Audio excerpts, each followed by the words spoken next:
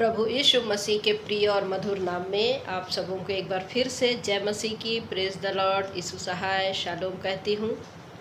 मेरे प्रियो, आज मैं बहुत ही इंटरेस्टिंग सब्जेक्ट को लेकर के आ रही हूँ और बहुत ही शॉर्ट सरमन में मैं इसको लेकर के आ रही हूँ। जीवन में हम लोग कई बार लोगों को धोखा देते हैं। ऐसा कोई भी व्यक्ति नहीं है जो ये नहीं बोल सकता है कि मैंने किसी को धोखा नहीं दिया, या फिर आप किसी से धोखा नहीं खाए होंगे। हम कई बार मनुष्य को धोखा देते हैं और कई बार मनुष्य हमको धोखा दे देता है। तो इसी सब्जेक्ट को लेकर के मैं आ रही हूँ, धोखा शब्द क्यों। जब मनुष्य के खिलाफ में या हम जब दूसरों को धोखा देते हैं तो क्या होता है और कैसे कैसे हम धोखा देते हैं, इस विषय को आज मैं लेकर के आ रही हूँ। उत्पत्ति की पुस्तक उसका 27 अध्याय पद 18 कहता है, तब वह अपने पिता के पास गया और कहा, हे मेरे पिता। उसने कहा, क्या बात है? हे मेरे पुत्र, तू कौन है? याकूब ने अपने पिता से कहा, मैं तेरा जेठा पुत्र एसाव हूँ। मैंने तेरी आज्ञा के अनुसार किया है, इसलिए उठ और बैठकर मेरे अहेर के मांस में से खा कि तू जी से मुझे आशीर्वाद दे। यहाँ पर कौन धोखा दे रहा है? याकूब जो है अपने पिता को धोखा दे रहा है। और इसकी कहानी हम लोग सब जानते हैं, एसाव और याकूब और इसहाक। इसकी कहानी में मैं डिटेल नहीं जाऊंगी, लेकिन याकूब जो है यहाँ पर अपने पिता को धोखा दे रहा है।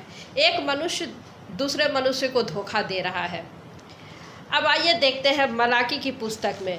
मलाकी को जब हम लोग पढ़ते हैं, 3 अध्याय पद 8 क्या कहता है, देखिए। क्या मनुष्य परमेश्वर को धोखा दे सकता है? मलाकी लिखने वाला कह रहा है, क्या मनुष्य परमेश्वर को धोखा दे सकता है? पर देखो, तुम मुझको धोखा देते हो और तो भी पूछते हो, हमने किस बात में तुझे लूटा है। हम अपने आप को बहुत स्मार्ट समझते हैं और परमेश्वर को भी धोखा देने की कोशिश करते हैं। हालांकि परमेश्वर को कोई धोखा नहीं दे सकता है, लेकिन हम अपने आप को इतना ओवर स्मार्ट समझते हैं कि परमेश्वर के साथ में भी छल करने में से बाज नहीं आते हैं।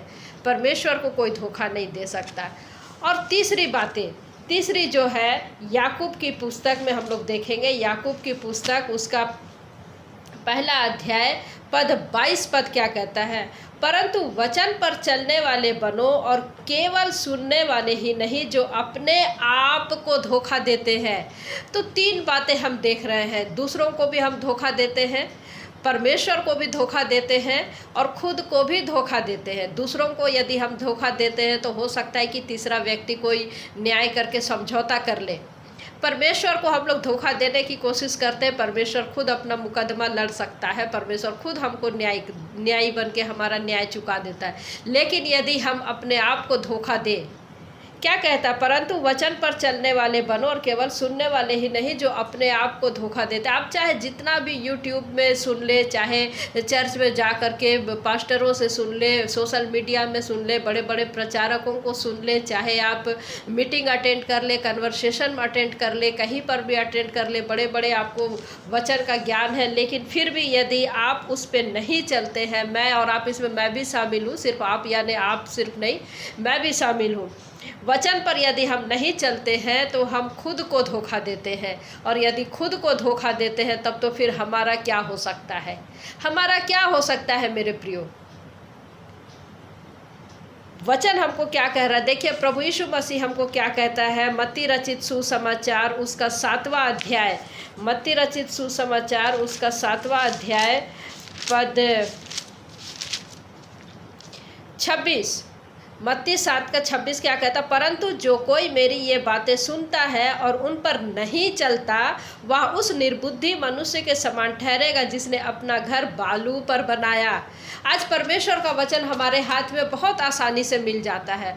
परमेश्वर का वचन हम जहाँ भी रहे हम आसानी से सीख सकते हैं, पढ़ सकते हैं, लेकिन यदि हमारे जीवन में चाल चलन के द्वारा यदि वो नहीं है नहीं है। तो क्या कह रहा है वचन?